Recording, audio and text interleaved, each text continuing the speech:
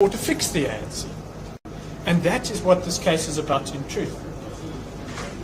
It is not a case, no attempt has been made, in fact, to prove that the ANC has a reputation in the ANC. Of course it does, but that is not what our case is about. Our case is not saying when a voter walks into a ballot box and sees ANC with its logo at the top of the ballot papers, and much further down Mdntv with its logo, that they will say that those two look the same. That's not our case.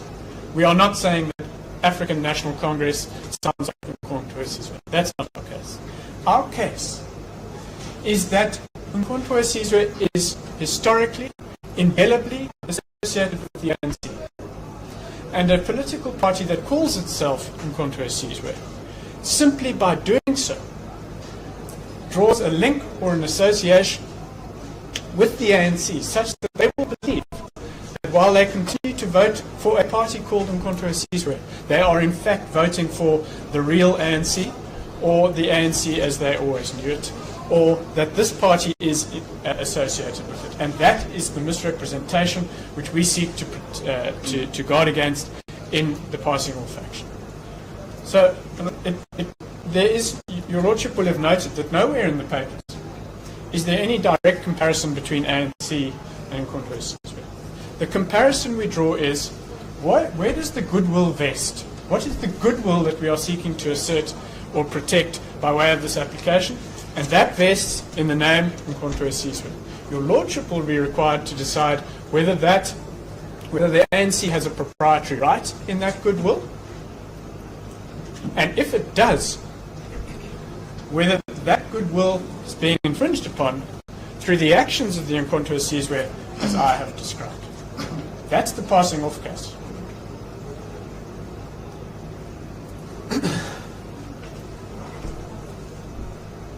And the general principle that the law of unlawful competition applies to political parties was first set out in COPE.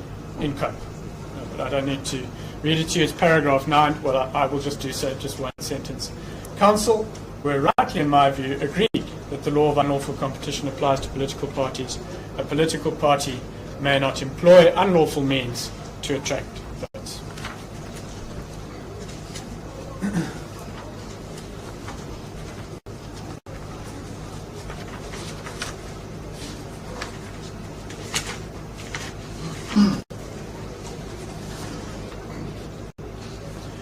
Before I deal in more detail with the separate requirements of the trademark case and the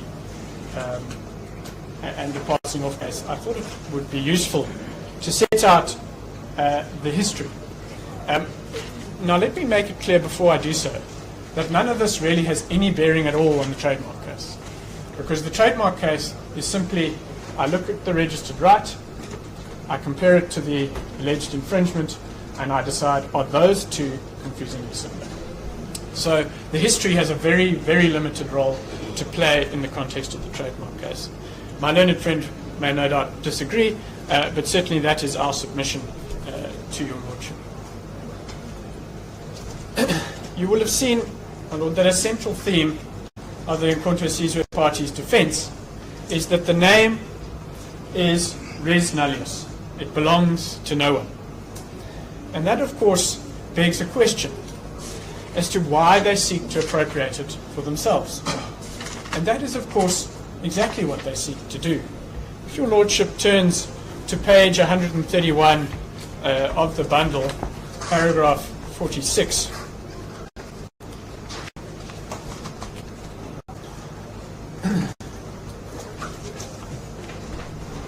Mr. Kumalo says in terms, page 131, paragraph 46.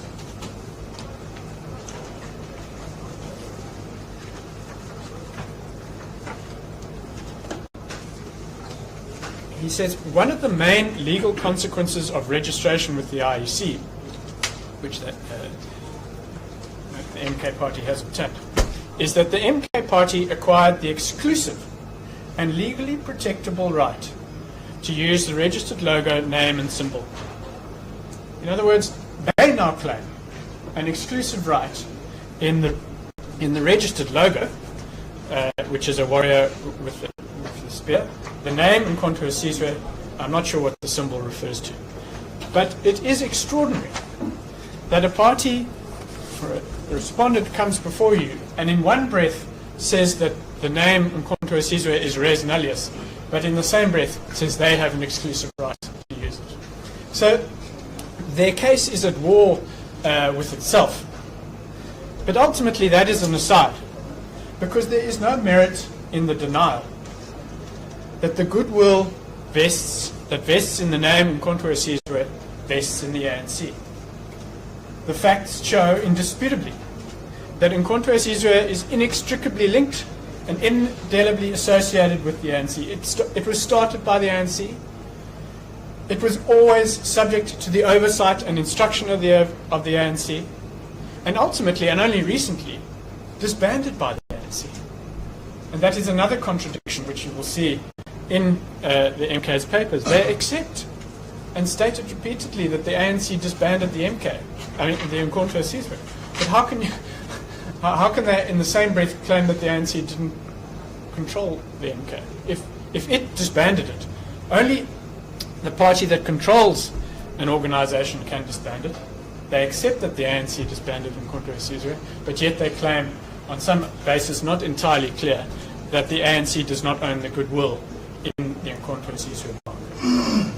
Now, of course, it's not possible in a hearing such as this to recount its entire history, but it suffices for me to refer you to a few critical milestones.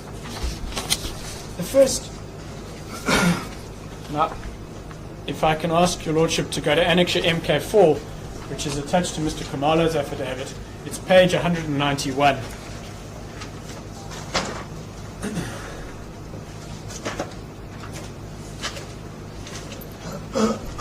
This is the chapter in which Mr. Mandela, President Mandela, describes the formation and the events that led to the formation of the armed struggle under the Mkonto Sizwe mark. He explains that it happened shortly after the Sharpeville massacre on 21 March 1961, and he also explains that it was he that made the proposal initially to form Mkonto Sizwe, and that had been defeated first time round because ultimately Moses Kutane opposed the motion. He then explains that after a private meeting with Kutane, he went before the working committee again. And the part I want to read to you is on page 194 of the record, which is 260 of the book. It's the last two paragraphs. I apologize, I've gone to the... it went to the working committee, they approved it, and then it went to the executive committee, a meeting held in Durban, where again it met resistance, but ultimately passed. And that is then when he says, the National Executive formally endorsed the preliminary decision of the working committee. The Chief and others suggested that we should treat this new resolution. It's the penultimate paragraph. It's about 2/3 of the way down the 194. He did not want to jeopardize the legality of our unbanned allies. And that's important, sorry. Part of the reason for the initial secrecy is obviously some of the allies, the ANC's allies, had not yet been banned, and they didn't want to announce that a resort to violence that they decided to take up an armed struggle and risk the unbanned allies becoming banned. His idea was that a military movement should be a separate and independent organ, linked to the ANC and under the overall control of the ANC, but fundamentally autonomous. And that is the position, and there are two important elements of it. First is the link to the ANC, and the second is under the control of the ANC. And that is why we submit that the goodwill that vests in the Nkontwe Sizwe name and mark vests in the ANC, because it was the organisation that always exercised control over the actions of Nkontwe Sizwe, and it was the party that ultimately took responsibility for it. The MK party relies on the fact that the ANC then sought the approval of the Congresses, being the Indian Congress, the Coloured People's Congress, the SA Congress of Trade Unions, and the Congress of Democrats. That it did so is not in dispute, but none of them, those organisations, have been shown to have exercised control over the activities of the MK, or funded it, or to have taken responsibility for its actions at the Truth and Reconciliation Commission, for example. Nor has it been shown that the people of this country came to associate the MK as being the military wing of the Indian Congress, for example. The ANC did all of those things, including at the TLC. So the fact that approval was sought does not change the fact that it was the ANC that formed and always controlled Nkontwe Sizwe, and that there is an indelible link between MK and the ANC in the minds of the South African public. The goodwill resides in the ANC, and it's not in its struggle partners. From there, my Lord, if I could ask you to turn to page 17 of the bundle, which is in the founding affidavit.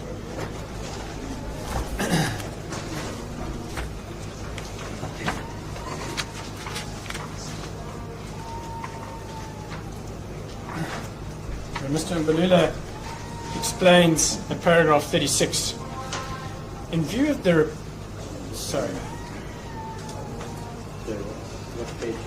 Page 17.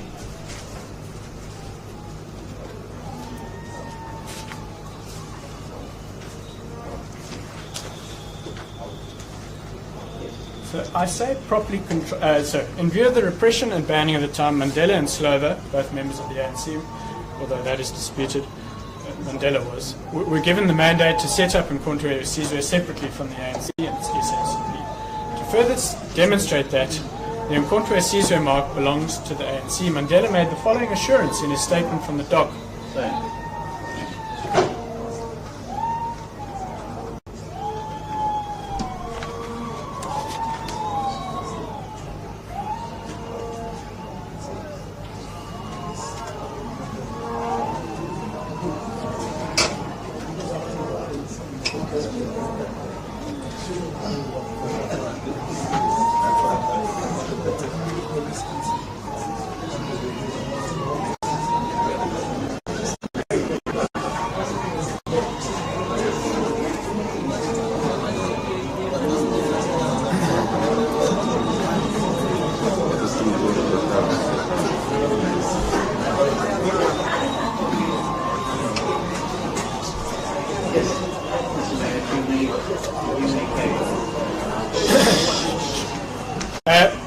Yes.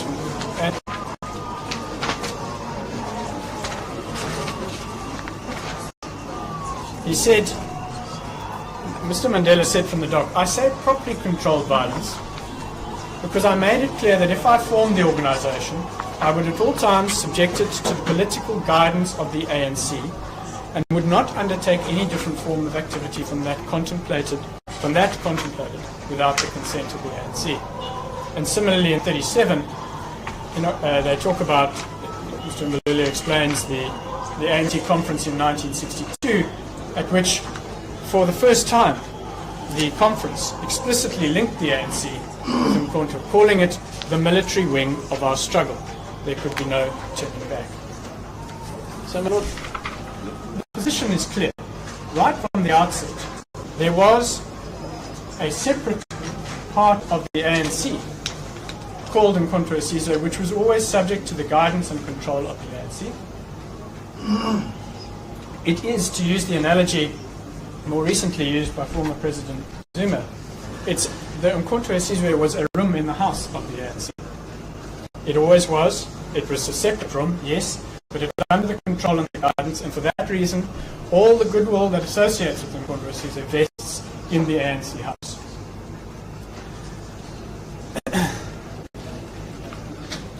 It was suggested, it is suggested, by my learned, by Mr. Khumalo at page 121 of his. Thank you. Of his affidavit. 121.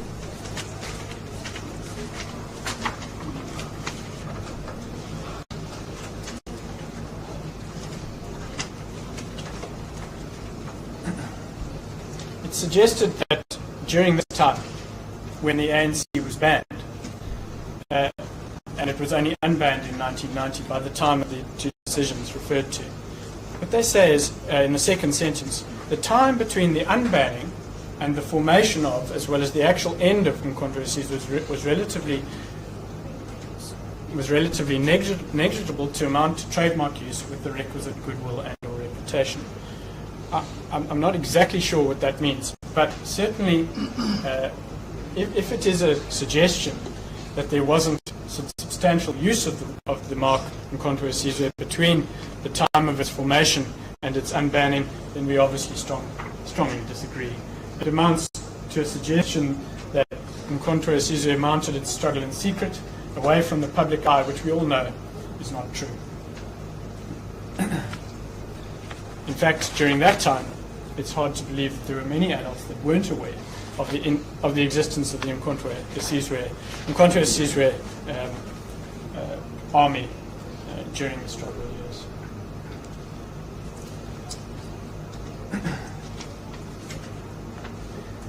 years.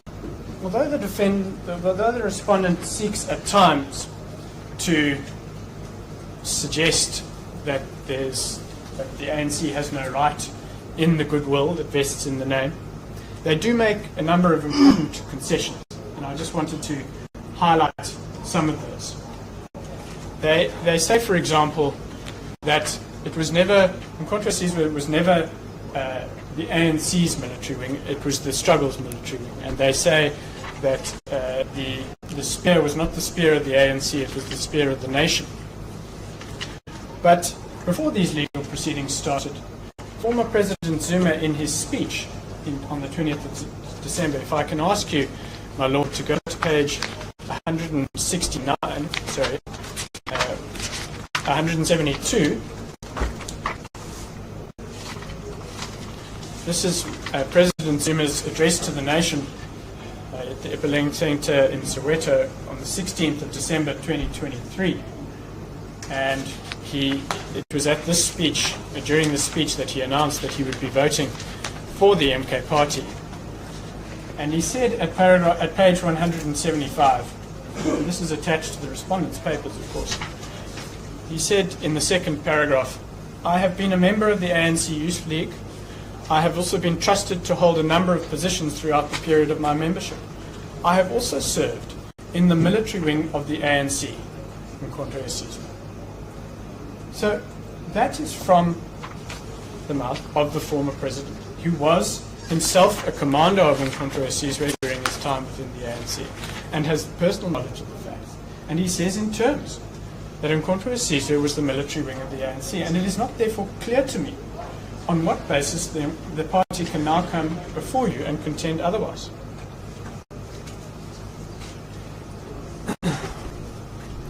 They say similarly at paragraph 19.2, which you will find at page 117.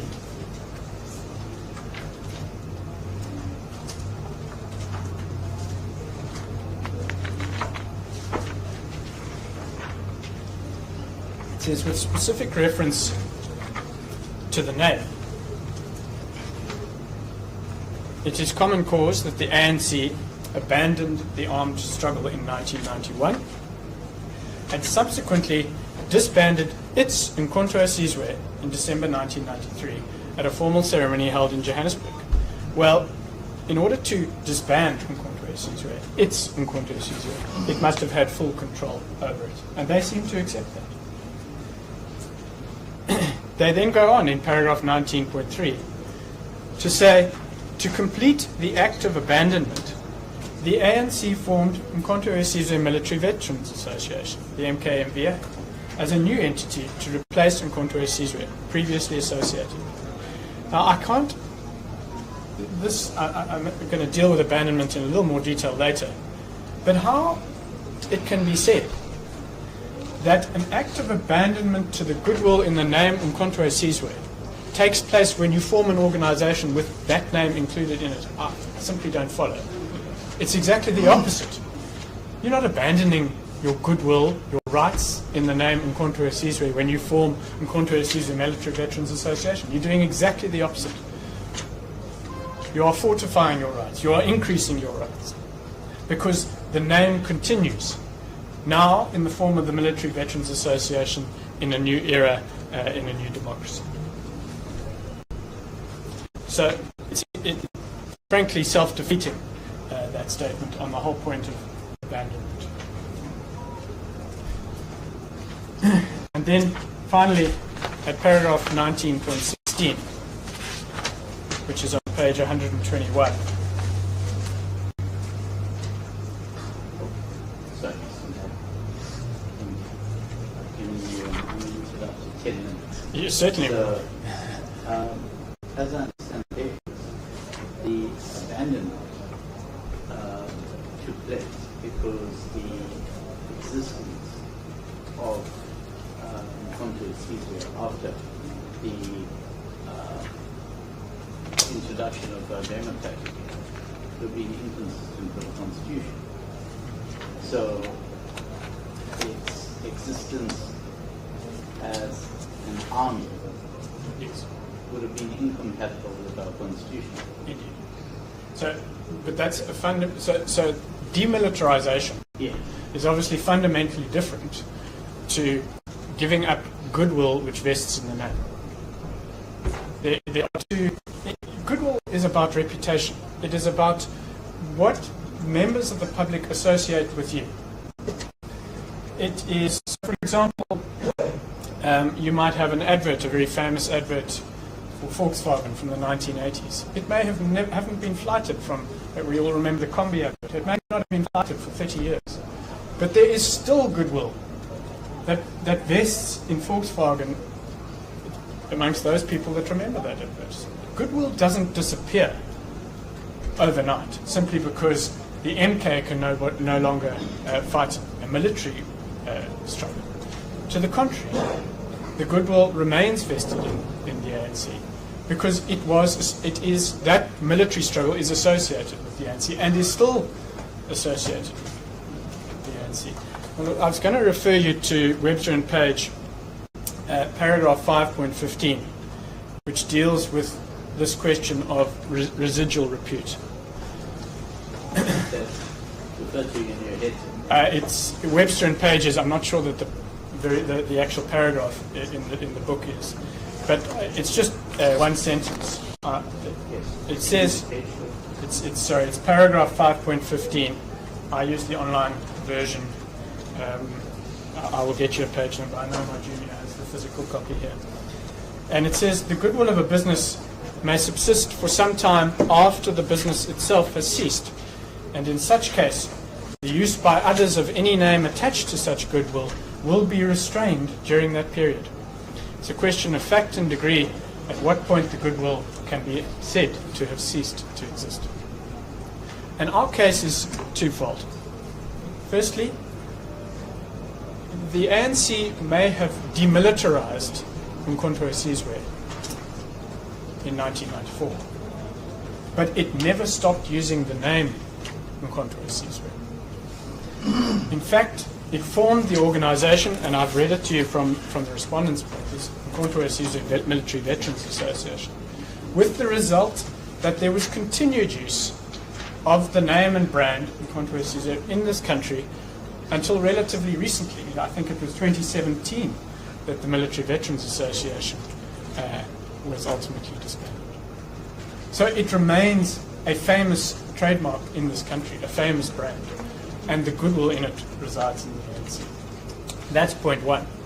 Point two, even if it had not been so, that the ANC had continued to use it, through its control of the of the MVA, the fact is that it would still enjoy the residual reputation which vests in the name because of the fame which the organisation achieved during the struggle years, and because, as we've illustrated on the papers, it continues to feature in public life. So we have shown in the founding affidavit, the ANC, Mr. Mbulula's sets out in some detail the various documentaries, television shows. It's from 43 to 44, 45, all which feature in Contour Caesar on an ongoing basis, with the result that people still know the name. Let me ask you this. You go to any part of the world, you may see people in far-flung areas wearing a T-shirt with the face of our former President Mandela as a symbol of freedom. Yes. You may have the same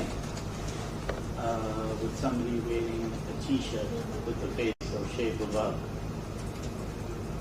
Now, that too carries the same message. Who has goodwill over The image rights, probably the former president or Che Guevara, but the difference there is that those people are not contesting elections in competition with the others. Yes, that brings me to the point. Yeah. That is this, and it's a point that you raised at the outset. I don't want to interrupt you. Yeah. But you seem to move away from the argument advanced in the papers that the use by MK of the particular logo that they have registered is a dilution of the ANC's brand. But you seem, from your opening address, to move away from that stance. No, Lord. The dilution occurs in the context of the trademark case. That's the case under 34(1)(c), and I think I need to move on quite swiftly to get there. But the dilution that's a separate issue which arises in the context of 34(1)(c). Our case for passing off is of the traditional sort, which is that passing off doesn't only arise where I use the exact same. So if they call themselves ANC for something else, African National Conference or something, then we'd be having a debate here about ANC versus ANC. Passing off arises where you associate yourself in the course of trade. In other words, you tell customers, or voters in this case, that there is an association between you and the proprietor of the well-known brand that they know. And through that association, you garner votes which you would not otherwise garner. It's a misrepresentation as to an association that results in benefit. And that's the case, and it was the case that was advanced in the founding affidavit. If I can refer you, my Lord, to page 11, paragraph 13.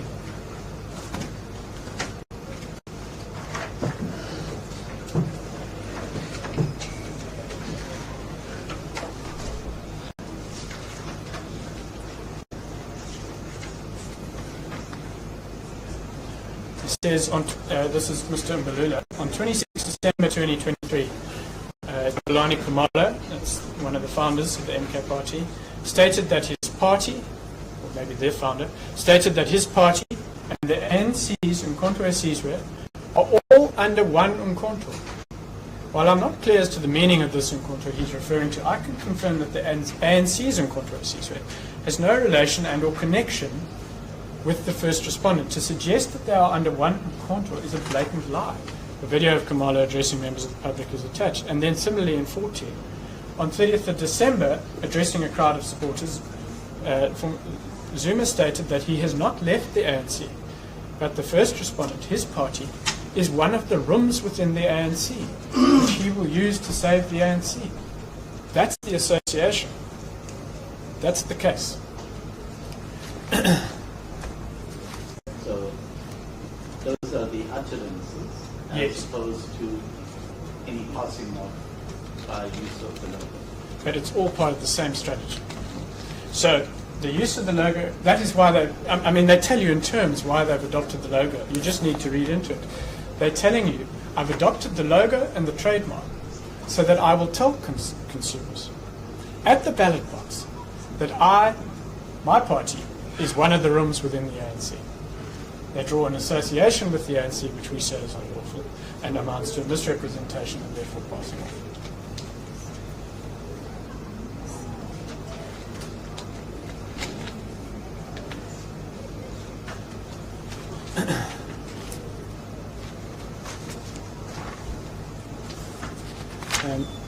If I can then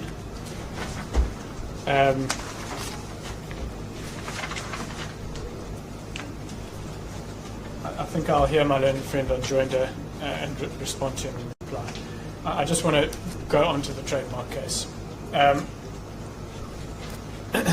It's actually relatively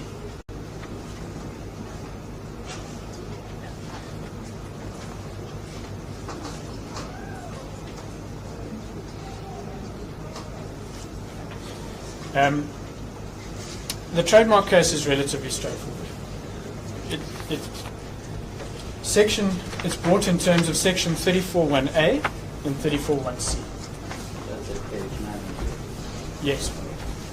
So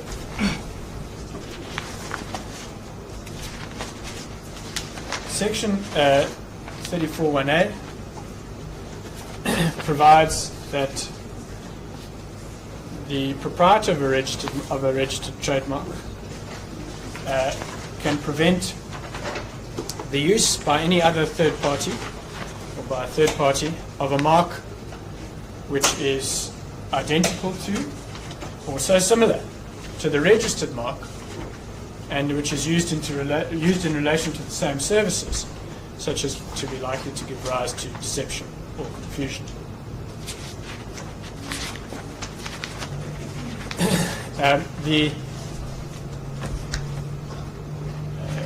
We deal with that in paragraph 20, and the section, in sum, it just says that the respondent must be shown to have used a confusingly similar mark in relation to the same goods for those for which the proprietor has obtained registration. Now, the trademarks which you are required to compare, my lord, are also in our heads at page, I think it's at the, I'll get to those now, sorry. Let me deal first with the legal principles. Those are very well established. They dealt with from paragraph 26.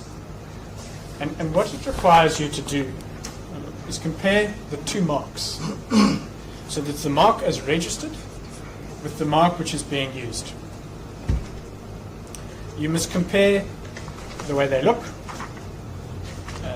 the way they sound, which is less relevant in this case, and their meaning. You must transport yourself to the shoes of the ordinary person, in this case, that's the shoes of the average voter. And that person is someone with average intelligence, and they are making decisions with ordinary caution. You compare the marks side by side and separately, and you have due regard to their dominant elements. So, if I could ask you to pause there for a minute. Yes. Can you show me where in the paper would the mark of the ANC and the mark of the conservative party? Yes. Party? Yes. So that, and if I understand the difference is that the mark itself is not what would appear on the ballot paper, the ANC. Correct. And that's pursuant to my request to counsel to provide me with what would appear on the ballot paper. Because would I be correct that when the reasonably intelligent voter makes his or her way to cast their vote,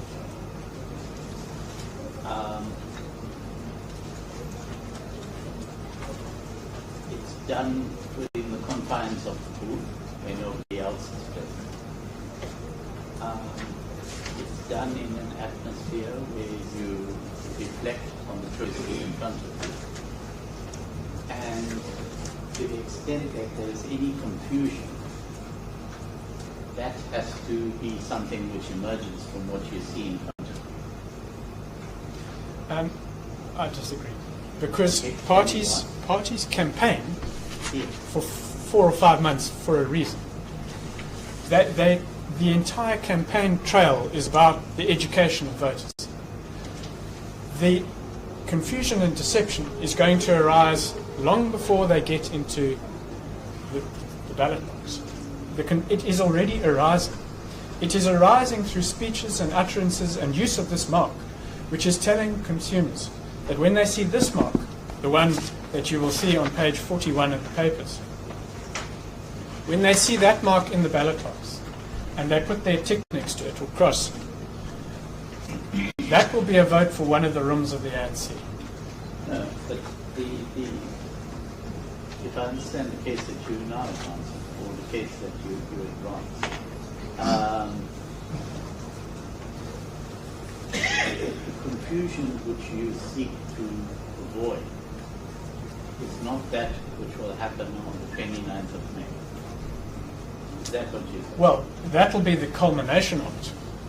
But the confusion is already arising because of the use of basically an identical mark to the Congress logo. Because, and at the moment we're debating the trademark case, which I'm trying to keep separate. But as part of the passing off, of course, there's more factors that are going to lead to the confusion at the ballot box. And all of those combined are what we say. Right. Carry on, I'll reserve my trading Well, you asked for the comparison which you are required to make.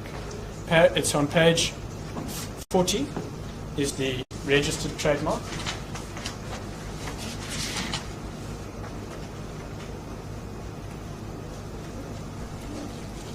And on page 41 is the infringing mark. I really have to stress this given your questioning of me. The comparison as to confusing similarity for a trademark case is a simple comparison of two trademarks. You have got to say to yourself, is the logo on page 40 confusingly similar to the logo on page 41? And with respect, it's hard to see how one can find otherwise. It is virtually identical. It is a warrior holding a spear. The spear is identical. The headgear of the man, in fact, the whole head is identical. The foot positioning, the leg positioning is identical. The garment around his midriff is identical. The only difference is the position of the spear. They are confusingly similar marks. Wouldn't a distinctive difference be that the image that appears, the logo that appears on page 40, is not placed against a backdrop or against a background of a green colored circle? So let me be clear. There is no. The ANC's mark is not registered in any particular color, so you can assume, because that is what trademark requires, they can use that mark in any color scheme they like. So it might be that. So the color is irrelevant because the ANC is notionally entitled to use its mark in any way, color it likes. It is registered the man with the warrior, and the fact that there's a device with the words Mdntv in green which is of course one of the ANC's colours, serves in our submission only to exacerbate the likelihood of confusion, because the warrior is a well-known mark in itself, and Sorry, but green isn't solely synonymous with the ANC. No, I'm not saying that. I'm saying that it's not distinguishing. Common colour used in the rest of that. Of course. But I'm saying that the colour green doesn't distinguish for that exact reason. It's a common colour, so the fact that they've added green, that doesn't help anybody. And let's say they added yellow to the back. It wouldn't help distinguish their mark from ours. It's a point against the MK, because they've adopted a common colour and therefore not a distinguishing colour. And what would constitute that distinguishing colour? Well, there isn't I don't think there is a colour that could distinguish. The marks are so similar. The logos are so similar. And they've used Mkonto Sizwe around the outside of which serves only to exacerbate the confusion. So we submit that when you compare the two marks, it is clear that there is confusion. I've also been reminded that there are occasions, and it is in our papers, that they use the mark, as you see it on page 41, they also use it without the green background and without Mkonto Sizwe and MK on it. I'll ask for a reference for that, but it doesn't take away from our principal submission, which is that these two marks are far too close. They've adopted it for a reason, and they are plainly two people comparing these marks will confuse them and will believe that they emanate from the same source. And that's what trademark law is there to protect. I'm sorry, Mr. Mayor. Yes. Before you go on, the registration itself of the mark, where do I find that? It's annexure. With the register.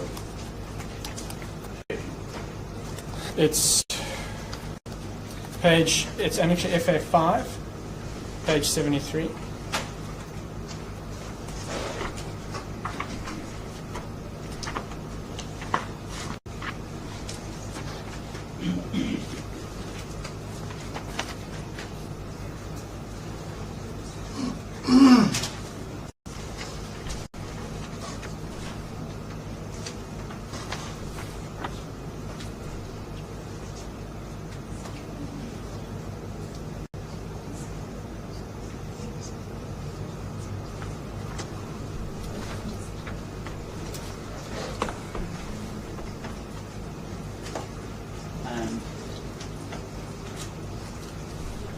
Do I understand your submission that FA3 is the logo of or the emblem of the warrior with the shield on his spear? Yep. FA5 on page 73. Yes. And there's no reference to colour at all. Correct. Which means that the ANC is not limited as to the colour scheme in which it can use its mark.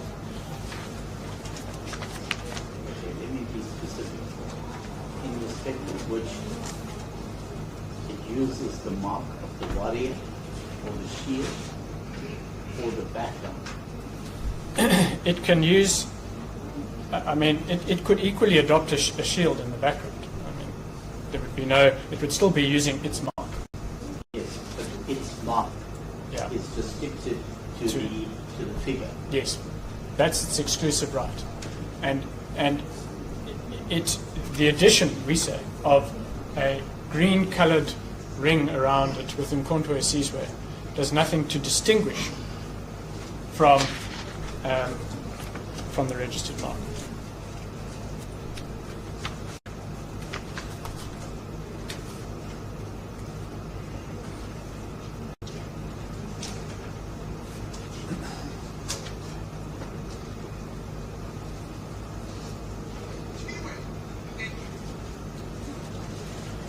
So we say that it is a confusingly similar mark that is being used. It is used, as we've said, on occasion without the...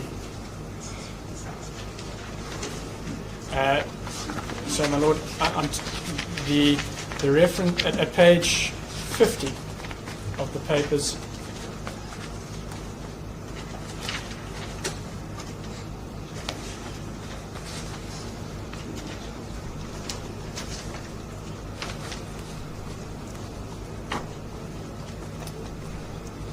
sorry, apparently it's in the video at page 15, where they use the the warrior with the spear without the background. I thought we said it. Yeah. Okay. And we've said that, again, I'll get you the reference, but we have said that in the papers too. So they don't always use it with that green background. And that actually just illustrates the point that I made, that it's not the dominant or important feature of their mark.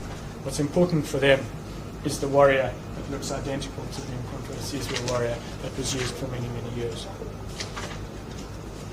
I mean, one must ask yourself why they adopted that logo. I mean, of all the logos they could have, they adopted one which is, in all material respects, at least in the warrior, identical to the Mdntv warrior. I mean, they are trying to draw the link. There's no other reason to have done that. And it would be, with respect, the court ought to be slow to find that they are not achieving what they sought to achieve in the first place.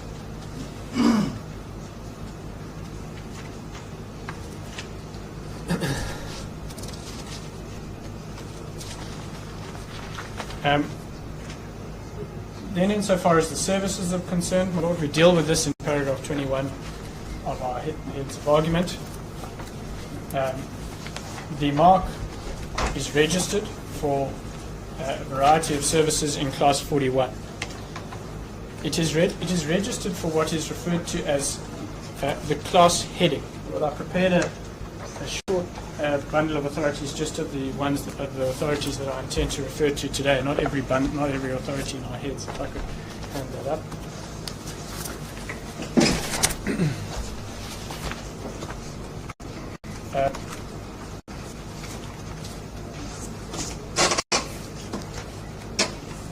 It's at page 25 of that bundle. I'm sorry, it's quite small.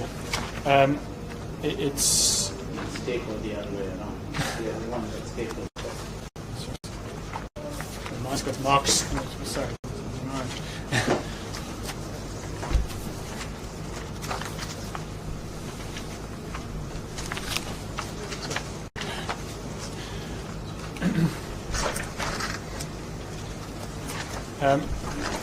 Page 25 of the bundle, paragraph 11. It's a judgment of His Lordship Mr. Justice Lowe in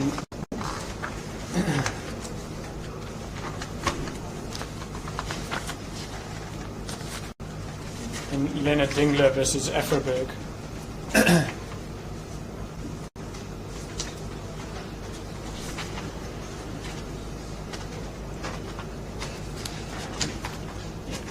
It says South Africa applies the International Classification of Goods and Services, known as the NICE classification system, in respect to the classification of trademarks. At the time of registration of the plaintiff trademark, the applicable version was the 9th edition, which was published in 2006 and came into operation on 1 January. The NICE classification classifies goods into 34 classes and services into 11 classes. Part 1 lists in alphabetical order all the goods in one list and all the services in another list. Each class has a class heading. The heading of class 34 is, and in that case it was tobacco, smokers' articles, matches. Part 2 lists in alphabetical order for each class the goods or services belonging to that class. Each item of goods or services is allocated a basic number, and in the case of class 34 there are 50 items. Cigarettes is one of the items and has the basic number 340020. A copy of the list is annexed to this judgment. So I refer you to that to explain the concept of class headings, because as in that case, in this case, the mark is registered for the class heading for class 41. Now, class 41 covers a wide range of services, right from training to sport.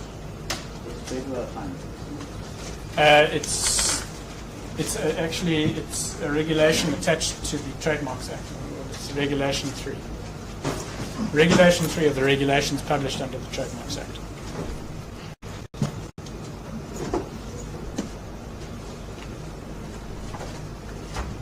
But what you will find there is in any event reproduced on the Trademark Registration Certificate FA5.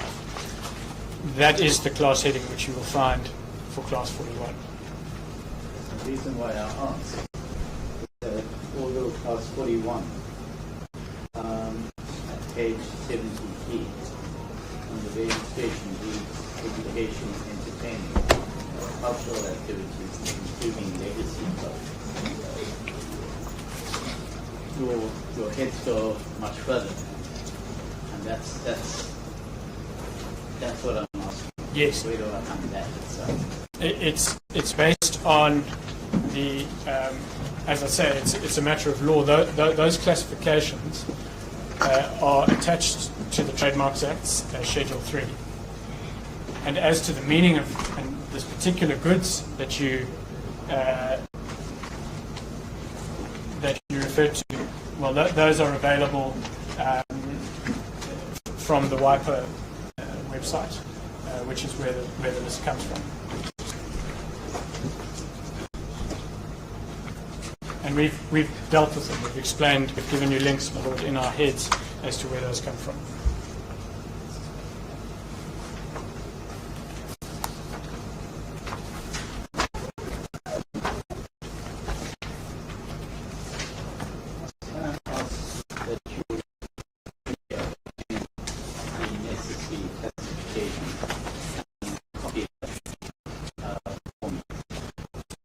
Whole of Class 41?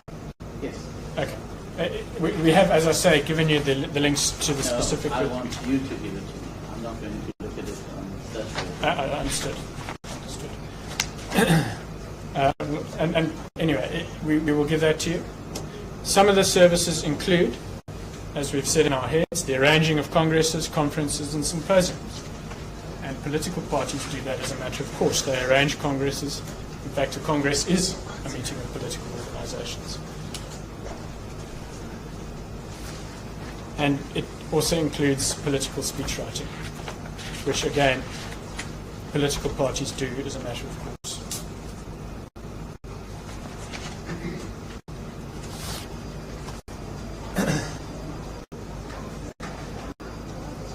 So, Class 41 is the class in which political party services such as these are registered, and those are the services for which the Mdntv party will use their mark.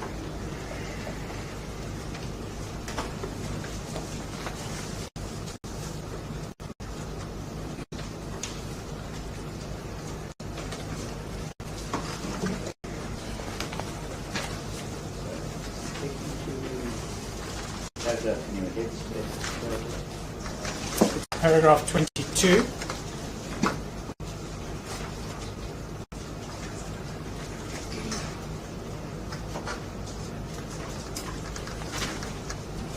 And 23.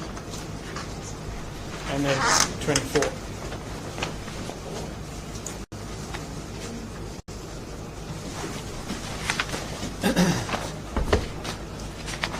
I'm conscious of the time. I've had an hour.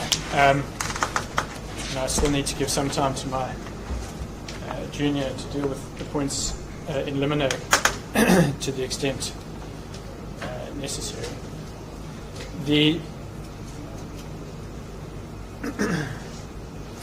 If I can then, in the time available, deal with Section 34(1)(c). The requirements are dealt with in paragraph 40 of our heads.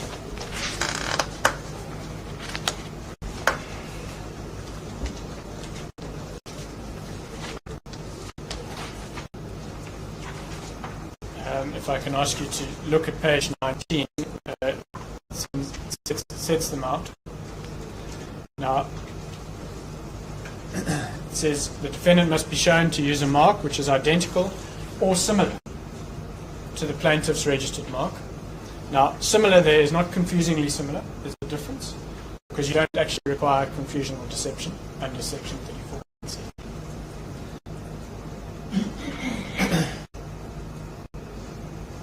The best way of explaining it, or I hope a good way of explaining it is simply an association. In other words, even if I'm not confused into thinking it's the same organization, I recognize the symbol because it is similar to the one that I know from historical use by the ANC. So you don't need to be confused. It is simply that you associate it or you know that symbol and it's similar because it's similar to well known.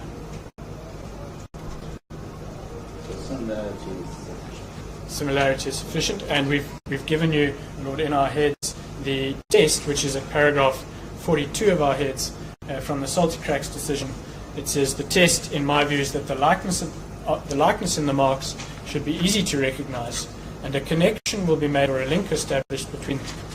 This, of course, gives expression to the approach which recognizes first impressions and imperfect recollection and eschews undue period. So it's simply, I recognize that mark because I've seen it before and I associate it with the one I've seen it before. Without any unnecessary interrogation. Exactly. I just associate it. I see the use is unauthorized.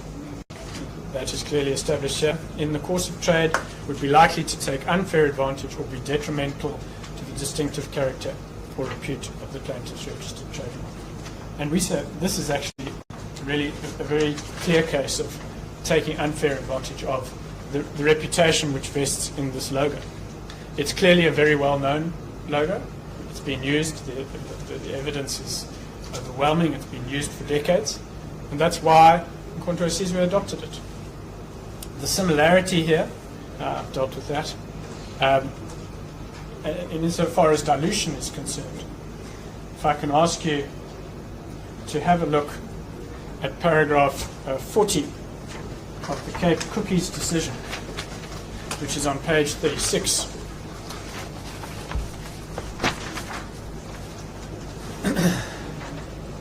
Of the bundle.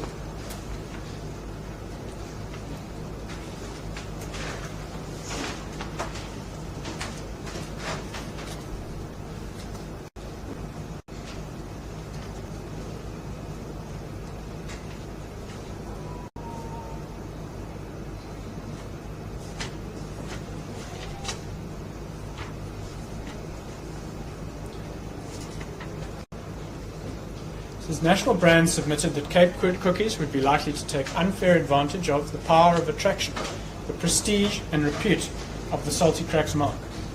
It is submitted with some force that this has been built up over a considerable period and with a considerable investment of money. Cape Cookies chose to go into direct competition with it. The use of the similar mark will enable Cape Cookies to ride on the coattails of National Brands as regards the well-established Salty Cracks mark without itself having to expend time and money to achieve an equally competitive position. It was submitted that this was why Cape Cookies chose a mark similar to Salty Cracks as opposed to a different mark, under which it could have traded without that advantage. Cape Cookies was challenged to produce its instructions to the advertising agency so as to negate this inference, but refused to do so on the grounds that they were confidential. Now, apart from this... If I understand, National Brands did the heavy lifting. Yes. And paid, I think it was something like 11 million. Yes. For advertising. Yeah. And in this case, the ANC has done the heavy lifting. Through years and years of struggle, it was the one who organized, took control of, took responsibility of the MK.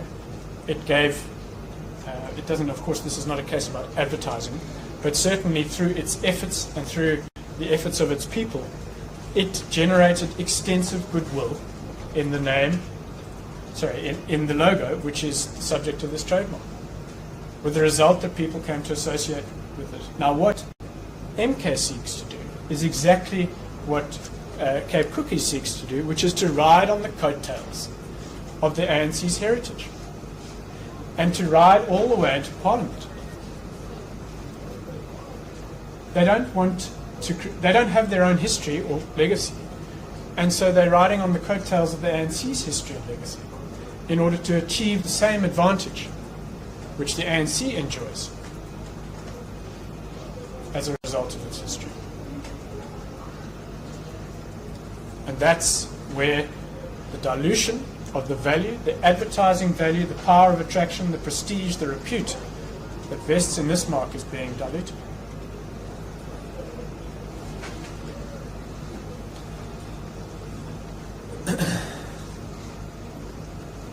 There's another consideration which arises from the Nestle case. It's at page 47 of the bundle before you.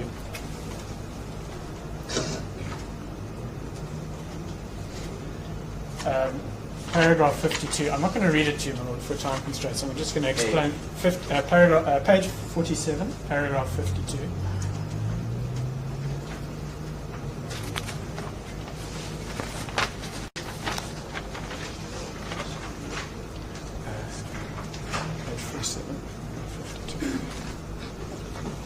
Page 47. Yes, paragraph 52.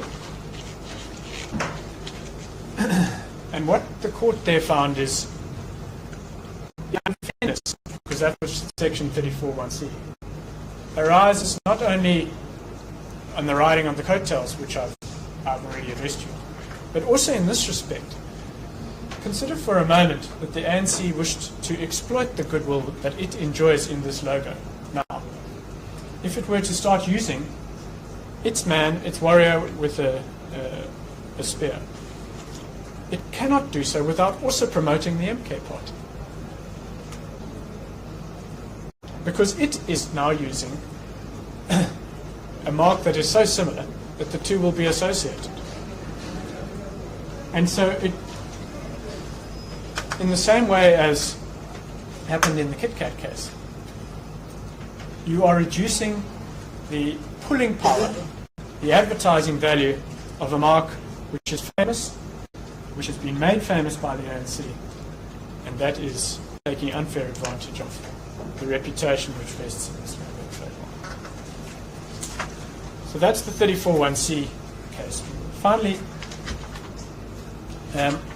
on the passing off, I have obviously addressed you when I started on the question of reputation, and I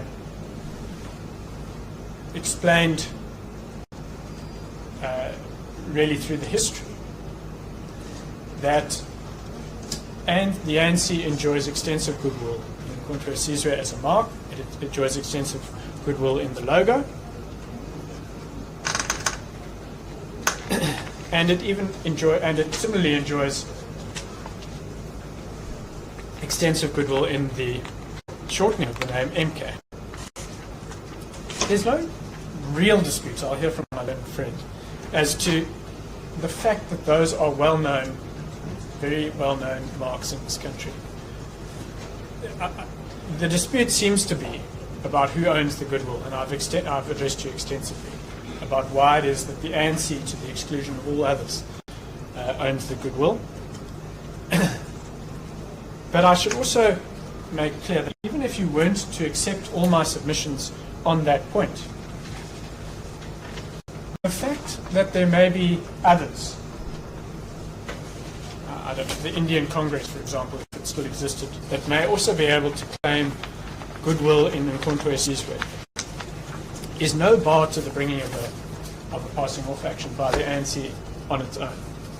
And that is made clear in paragraph, just want to find it in my notes.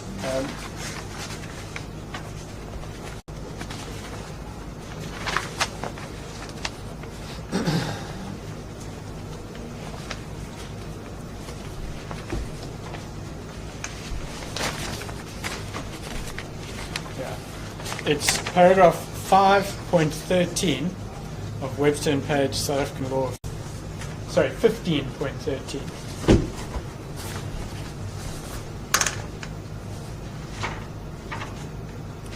It's headed Shared Reputation. It says, what has been said in the previous paragraph regarding a single source is subject to the qualification that it is possible for a particular symbol to have been used by more than one independent or unassociated trader so as to have become known as indicative of the goods or services of all of them. It does not follow from this situation that no goodwill attaches to the symbol. The goodwill vests in each of the traders who have so used it, and each will be entitled to restrain use thereof by an outsider who has no right to use it. So the entire debate about other people that may be able to lay claim is, in fact, we say only the ANC has the right to this goodwill, but even if we were wrong about that, it's no bar to our passing off action. So that's in response funds that isn't in response to the contention of non-joinder, for example, of the SACP. Indeed, that would be an answer to that. We have two answers to that. The one is, well, actually, the SACP has never been shown to have controlled, taken responsibility, funded it is in alliance with the ANC, of course, but it has never been suggested or shown that people associate Mkhonto we Sizwe as the military wing of the MK party. But if they do, then again we say it doesn't matter for the reasons I've said. And in any event, as you know, the SACP has filed an affidavit in these proceedings in which they say they have no. They follow the leader. They follow the lead of the ANC as the leader of the alliance.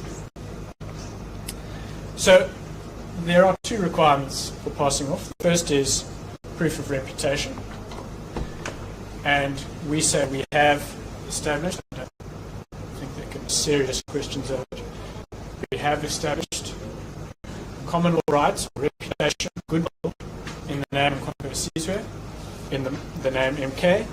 In the logo, and that goodwill vests in us. And then the question is, well, is there a misrepresentation made by a rival trader?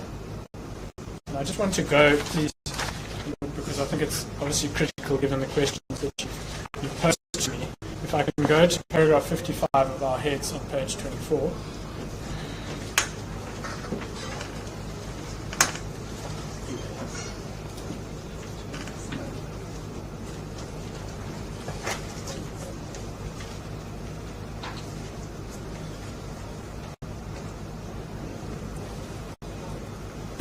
So as the principles which govern passing off were restated by the Supreme Court of Appeal in Adidas versus Pepco. They are well established. In essence, passing off protects the trader, in this case a political party, against deception or confusion arising from a misrepresentation by a rival concerning a trade source or business connection of the rival's goods or services. In its classic form, it usually consists in A, will be the respondent in this case, representing, either expressly or impliedly, but almost invariably by the latter means, that the goods or services marketed by him emanate in the course of business from B. And then I want to stress, or that there is an association between such goods or services, and the business conducted by B.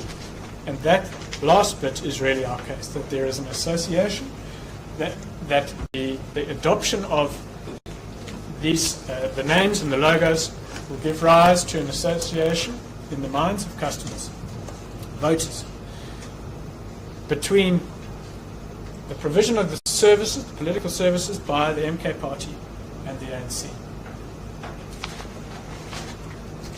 And over the page, such conduct is treated by the law as wrongful because it results or is calculated to result in the improper filching of another's trade and or in the improper infringement of his goodwill and or causes injury to that other's trade reputation. And we say in this case the matter concerns rival political parties and the misrepresentation arises because the public are likely to be confused into believing that there is an association between the two parties. The conduct of the first respondent is wrongful because it's an improper filching of the goodwill of the applicant. That's our case. And I've explained it, that it doesn't only happen at the ballot box. It is part of the process that is happening right now. It is the education of the voters. It is part of the entire strategy of the Mkhonto we Sizwe to make sure that they claim to be one of the rooms in the ANC house. They are going to fix the ANC. They are part of the same Mkhonto, which conveys the same meaning.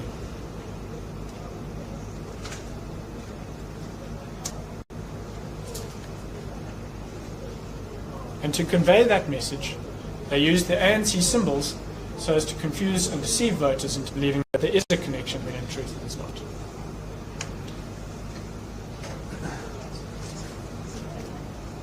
I've been an hour and 15. I'm going to leave 15 minutes to my junior to deal with the. Thank you.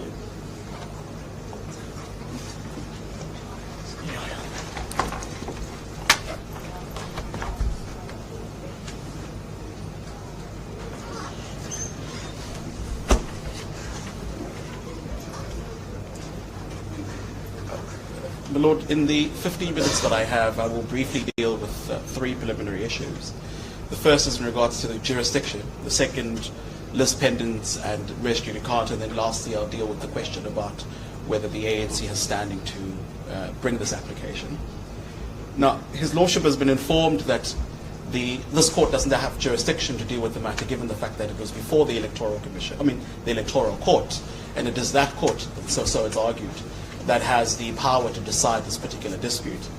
We have, of course, made out our case in the replying affidavit as well as in the heads. But the thrust of the point simply is that the Electoral Court and the Electoral Commission is there to deal and manage elections. That is its role. It has no power under the Trademarks Act to deal with trademark disputes, and that's expressly set out in the Trademark Act. The test for that you will find in Section 16(1) of the Electoral Commissions Act, which states that, rather actually be Section 21, which states that the Electoral Court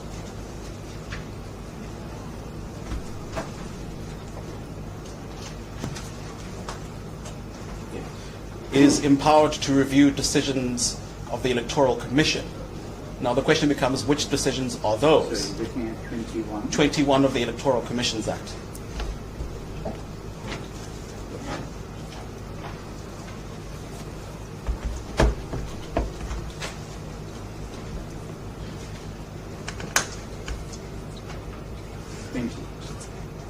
Sorry, so 90, yes, so you see that in Section 20, under Chapter 5.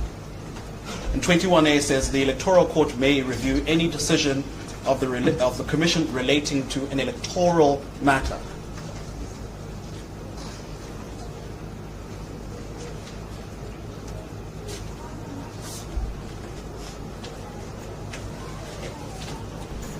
The question then becomes, what are those electoral matters that it refers to?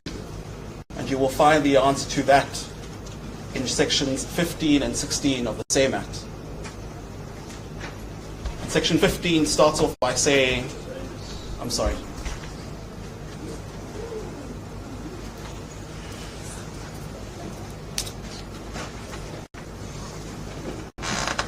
It is entitled Chapter 4, Registration of Parties, and that's key. Section 15 under Chapter 4. Yeah. It says that registration of parties, and I'll come to the importance of that later. And then it deals with the registration requirements. Are you looking at 15.1? 15.1, yes, my lord.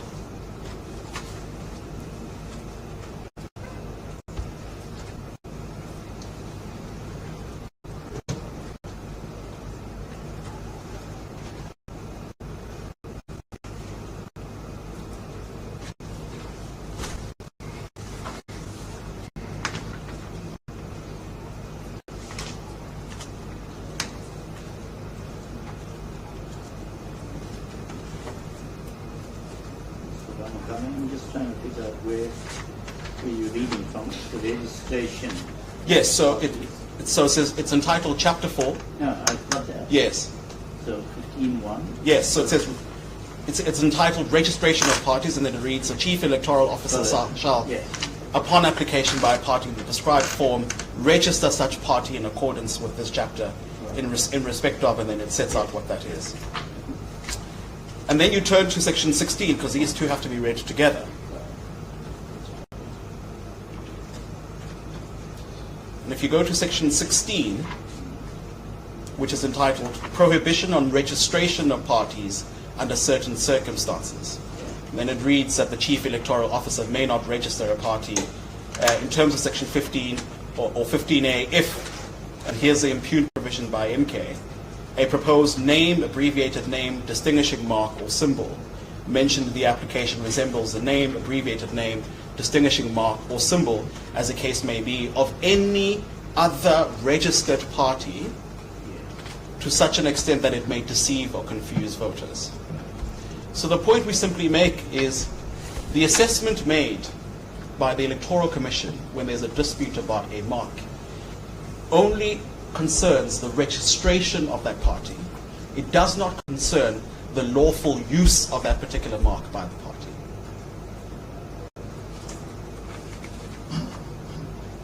And the lawful use in this particular instance, where there is in fact a trademark question, cannot be an issue that's decided by the Electoral Court or the Commission. How do you get around 16(1)(b), where it says the CEO of the IEC Yes. will not register a party if it has a distinguishing mark or symbol, as it is maybe, of any other registered party, Yes. to the extent that it may deceive or confuse. Yes. So let me put the question to you in the context that you've got a CEO and you accept that the Electoral Court and the Commission are specialist institutions dealing in electoral matters. So I assume the CEO then has a full indication of the existing logos and marks used by other registered parties Yes. at the time when determining whether to grant registration, in this case, to the MK party. Yes. Yes.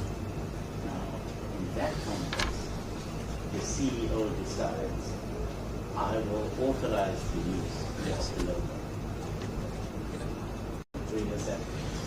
So our answer to that is this, and the court hit the nail respectfully. And added into that mix is what the Constitutional Court says about CAT, that this court is at large to deal with all matters that it Yes. considers. Yes. Yes.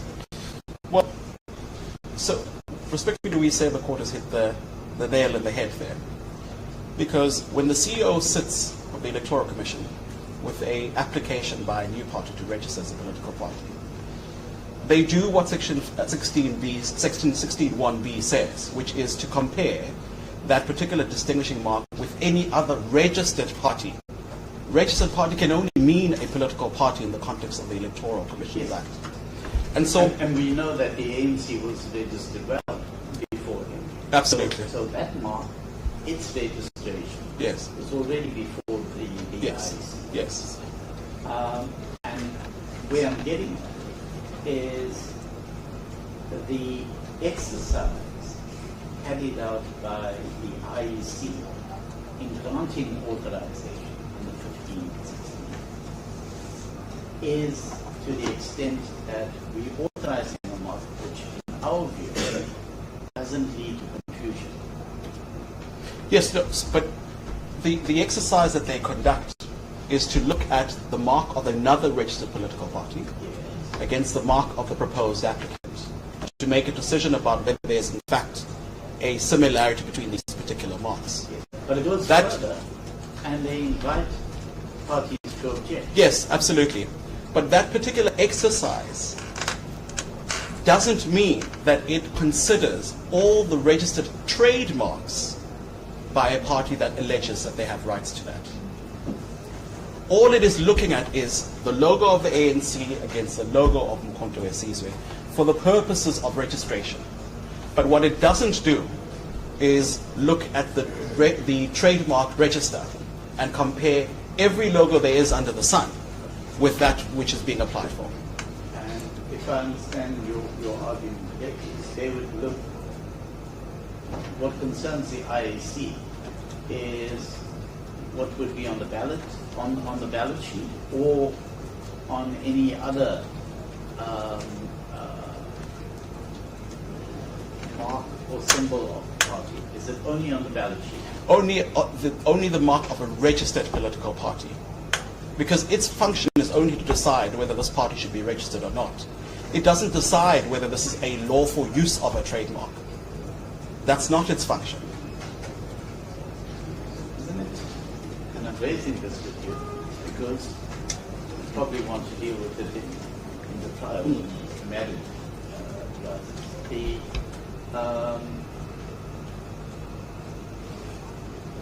Isn't there a problem because the CEO has granted authorization for registration, and I accept what you say that the CEO wasn't concerned with trademarks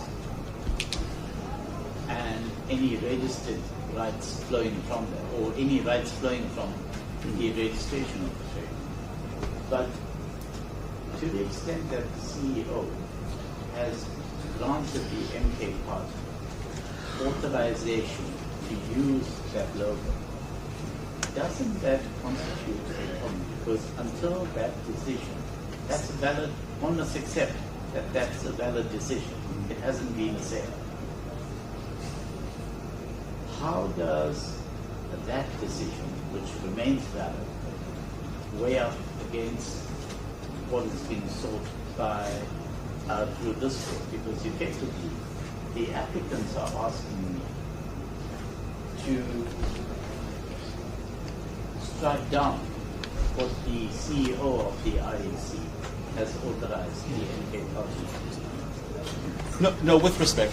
Well, that's yes. practically fair. So yes, I mean, what the applicants are, what the respondents are in fact saying to you is, the CEO has made a decision that we are authorized to make use of this particular logo.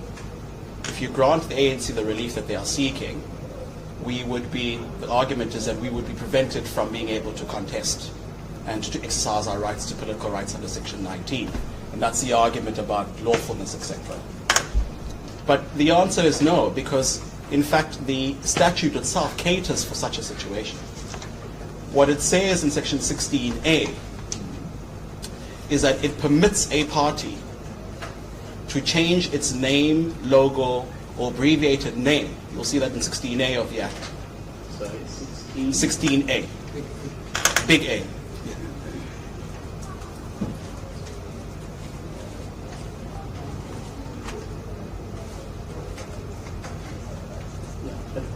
So in the context Yes.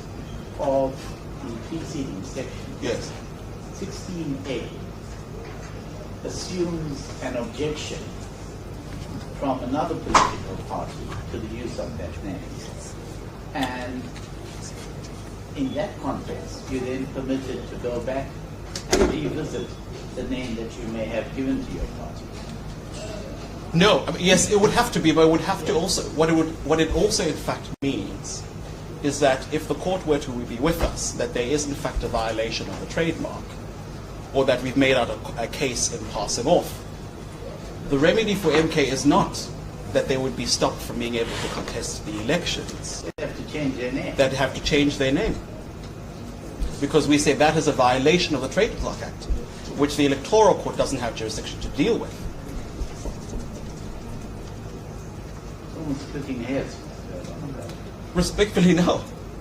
Because the court has to read both statutes together, and it can't ignore the Trademark Act.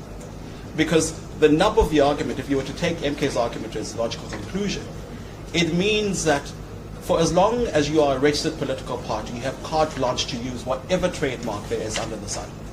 They could tomorrow call themselves the Coca-Cola Party. And because they call themselves the Coca-Cola Party, Coca-Cola has no recourse before any court to enforce its trademark. That can't be correct. Coca-Cola might not be able to complain to the Electoral Court, but it most certainly can complain before this court that a registered political party is making use of its trademark. Otherwise, then there's absolute free reign, and the Trademarks Act means absolutely nothing for people who have trademarks as long as you are a registered political party. That absolutely cannot be correct. There was no attempt to review this decision.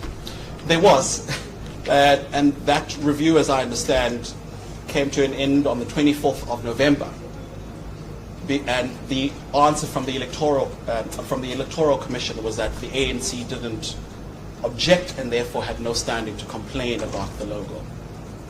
But the ANC's answer, that's why it's in fact before this court, is, well, the Electoral Commission doesn't sit with the Registrar of Trademarks and looks at those. It only looks at similarity between its logo, the ANC, and the logo of the MK. What that doesn't mean is that the ANC cannot enforce its trademark before this court.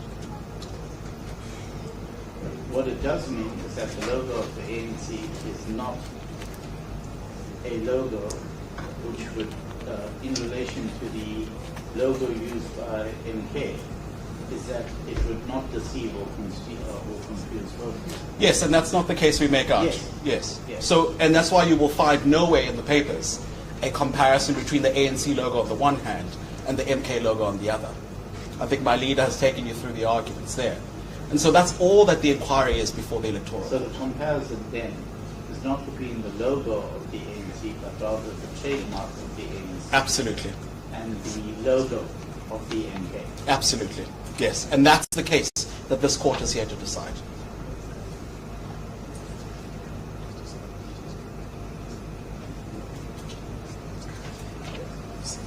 So my leader reminds me that what the Electoral Court has in fact done, or the Commission has done, is to compare the logo of the ANC as it appears on the ballot against the logo of MK. But what it doesn't do is to compare the trademark of the ANC against the logo of MK. That's what this court is here to do.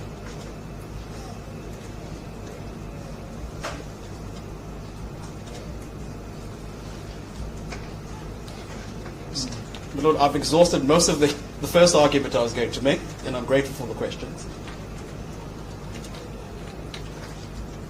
The second point I was going to in fact make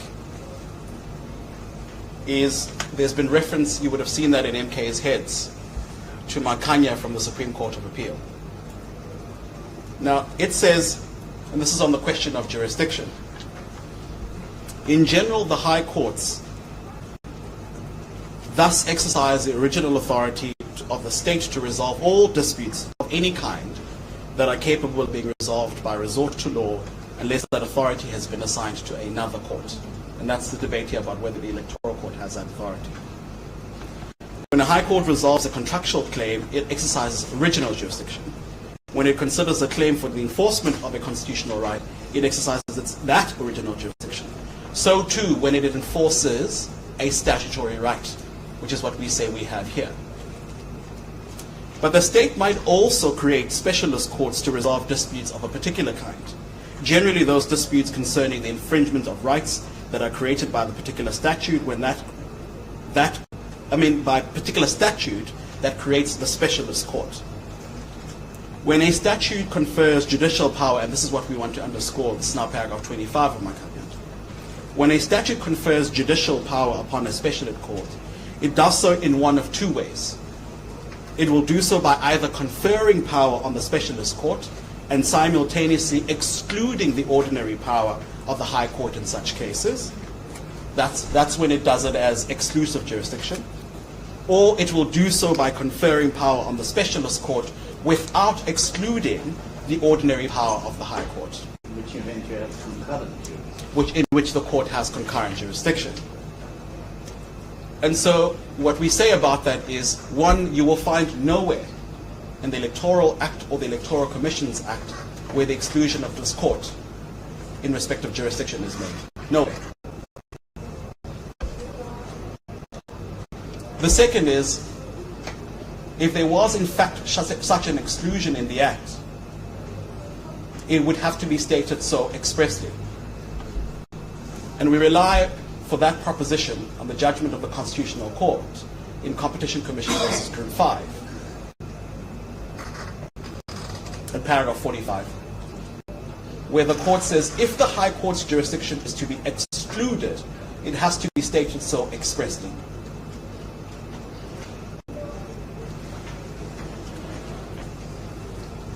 And that ties together with the argument we make, which is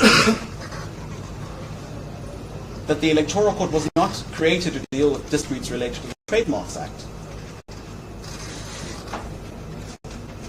It only has the power to review decisions against the Commission in respect of registration of the political party. And then lastly, on this question about concurrent jurisdiction, it's in fact been recently dealt with by the Supreme Court of Appeal. It might be a judgment His Lordship is aware of, in Standard Bank versus Tobejani. Those were the cases in which claims that fall within the monetary jurisdiction of the match court were brought within the High Court. And the question became there, can the High Court turn away those particular claims? And the court said, no. If you have jurisdiction, you must exercise it. You don't have a discretion there. And there's nothing to suggest on the Electoral Commissions Act or the Electoral Act that this court doesn't in fact have jurisdiction to deal with the trademarks dispute. Now, if I could then deal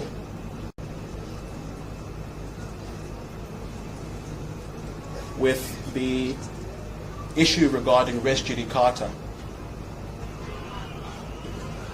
and lis pendens. We've said in our papers that res judicata is in respect of decisions of a court. The only persons here that have supposedly made a decision is the Commission. We say obviously the Commission is not a court. And there's clear authority to that. There's in fact an appellate division decision in African Farms Township versus City of Cape Town. The court applies in the following instance. It says it's threefold, namely that a previous judgment was given in an action or an application by a competent court, two, between the same parties based on the same cause of action. The cause of action in the dispute in the Electoral Court was about the lawfulness of the registration of MK in violation of Section 15 of that Act. And that's a dispute about whether there was in fact publication of a supplemented application or not. It had nothing to do with trademarks. And in fact, if you see in Bundle B, there is no reference at all to the words trademark in the ANC's complaint to the Commission. Well, actually, I did look at it.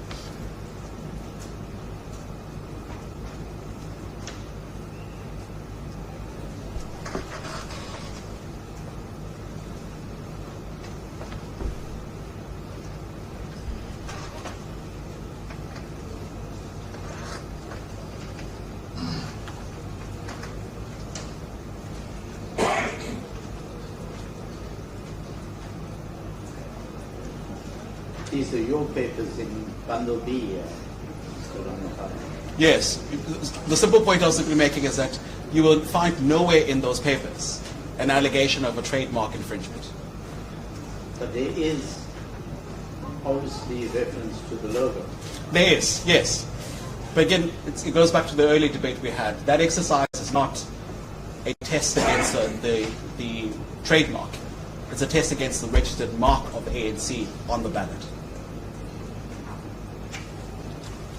On the basis that it's likely to cause confusion. Yes, when a voter goes to the booth.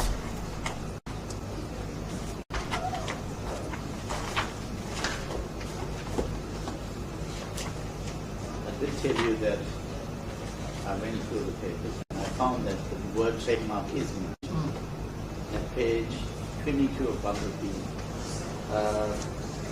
66.2. 66. Distinguishing mark registered from Cicero has been registered as a trademark by the MK Legacy. I'm sorry, but I'm sorry, Lord. Where are you reading from? Page 22 of Bundle B. Paragraph 66.2. 22. 66.2. Yes. Do you have it? Distinguishing mark. Just a moment. My apologies, Lord. I can totally find it as well. 66.2. Yes. I don't seem to have that. I have 62. 66, paragraph 66, maybe use your colleagues.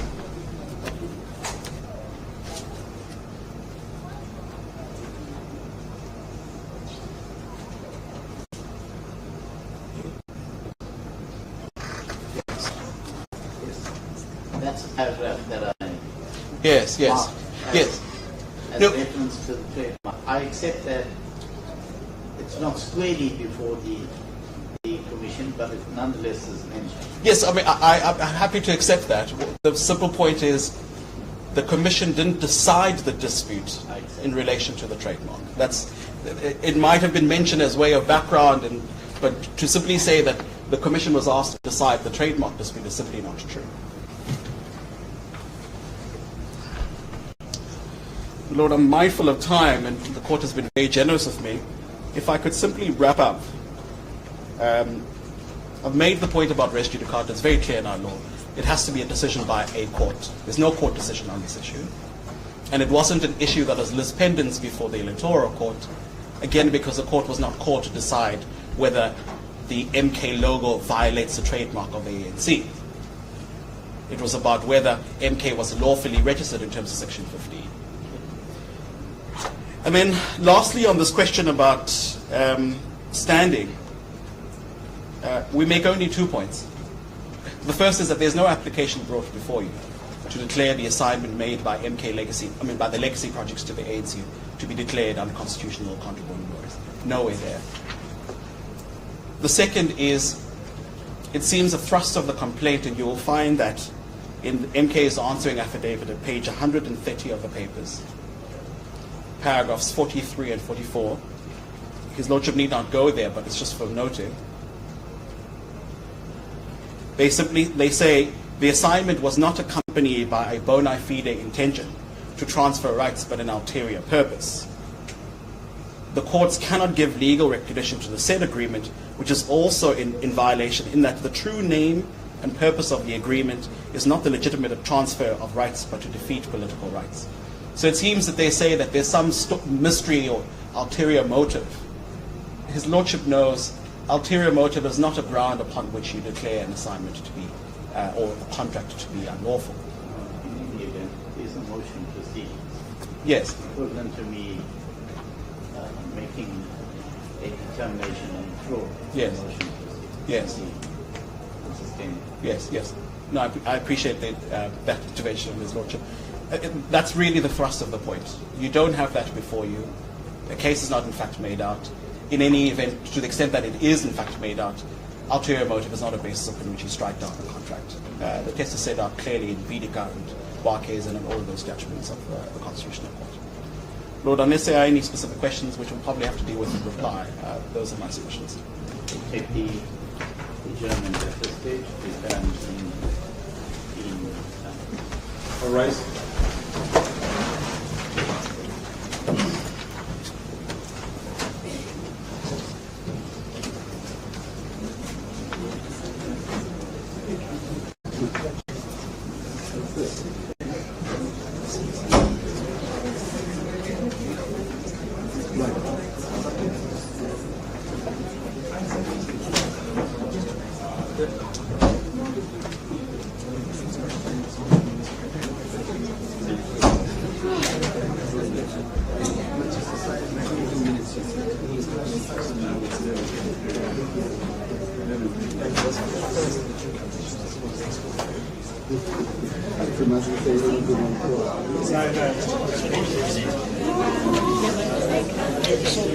No.